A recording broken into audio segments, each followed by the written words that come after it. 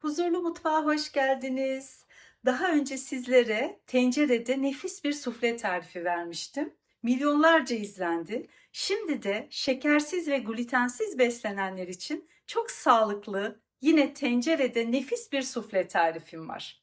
Şimdi yapılışına geçiyorum. 2 tane yumurtayı karıştırma kabıma alıyorum. Ben bu tarifte keçi boynuzu özü kullandım. Bunu da döküyorum. Yumurta ve keçi boynuzu özünü güzelce çırpacağım.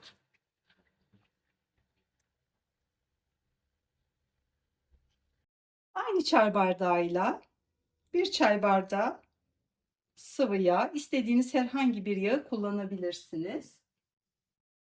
Bir çay bardağı yine çok soğuk olmayan süt. Yumurta ve sütü önceden çıkarın buzdolabından. Şimdi bunları da hafifçe çırpacağım.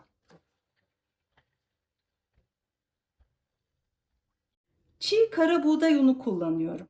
Diğer unlardan doku olarak hiçbir farkı yok. Normal glutensiz un ya da istediğiniz herhangi bir unu kullanabilirsiniz. 2 çay bardağı yani 1 su bardağı dolusu un koyacağım. 2 yemek kaşığı kakaom var. Tepeleme doldurdum ama çok da değil. 25 gram kadar bu. Eğer tartınız varsa. Kabartma tozumu da koyayım.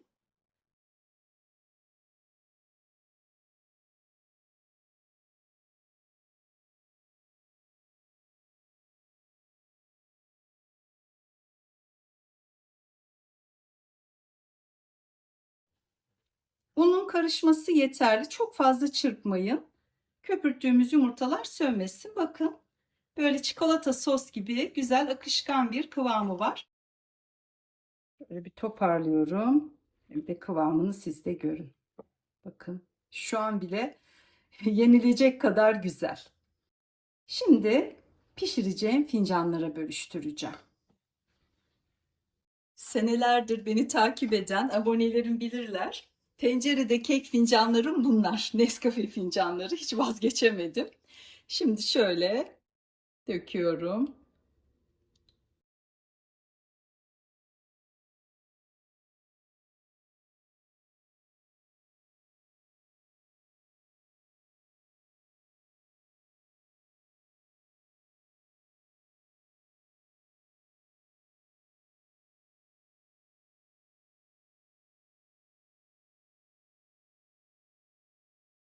Ortalarına damla çikolata koyacağım. Şekersiz bitter çikolata. 1-2 ay önce almıştım. İnternetten bulabilirsiniz. Arzu ederseniz kare çikolata koyun içine. İstemezseniz de hiç koymayın. Şöyle kapatıyorum.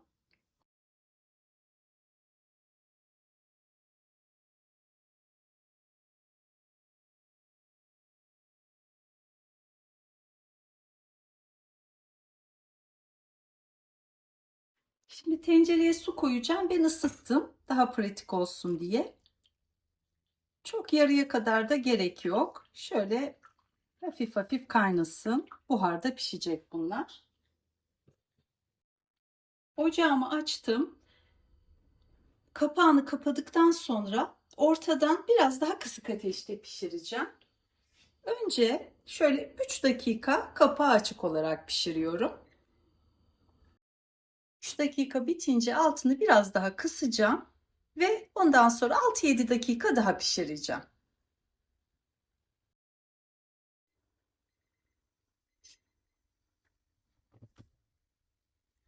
Kısıyorum ve kapağını kapatıyorum.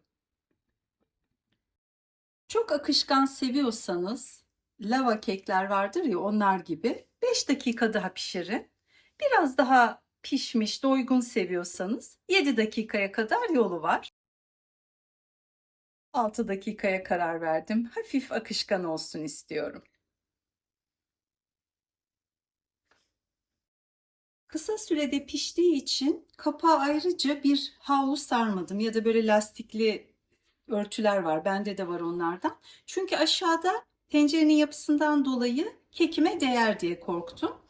Baktınız çok sulandı. Bu mesela çok buhar yaptı şu anda, geniş bir tencere. 5. dakikada şöyle kapağı bir kurulayayım. Bakın 5 dakikada nasıl kabardı.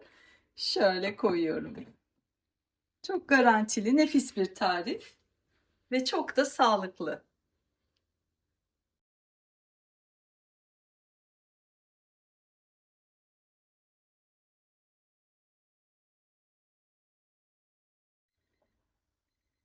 Tamamdır. Bakın toplam 9 dakikada kekler böyle. Güzel oldu, değil mi? Üstelik arada da açtım. Kuruladım kapağını bir kez. Daha derin bir tencereye koyarsanız bir mutfak havlusu serin. Hiç kapağını açmadan sonuna kadar güzelce pişirirsiniz. Şimdi soğusun, devam ederiz. Normalde üzerine pudra şekeri serperiz ya. Ben Hindistan cevizini kahve öğütücüsünde öğüttüm ve un haline getirdim. Biraz daha görselliğini güzelleştirmek için onu serpiyorum. Hindistan cevizi tozunu.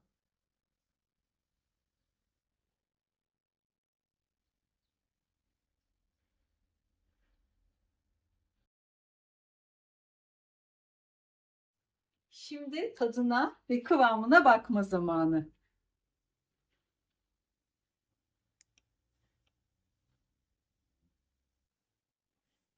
Şahane oldu. Ben kek harcından biraz baktım tadına. Çiğ kara buğday unu da muhteşem. Beyaz undan hiçbir farkı yok.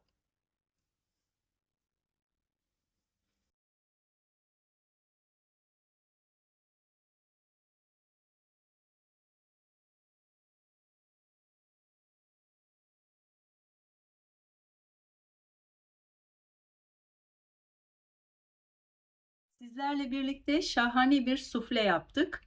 Çikolatayı da bol koyduğum için gerçek bir çikolata bombası oldu.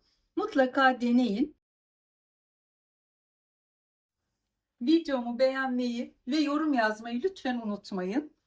Kanalıma da abone olursanız çok mutlu olurum. Yanındaki bildirim zilini de tümü diye işaretlemeyi unutmayın. O zaman bütün tariflerimden hemen haberdar olabilirsiniz.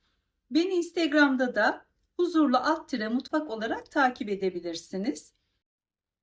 En lezzetli ve en sağlıklı tariflerde görüşmek üzere.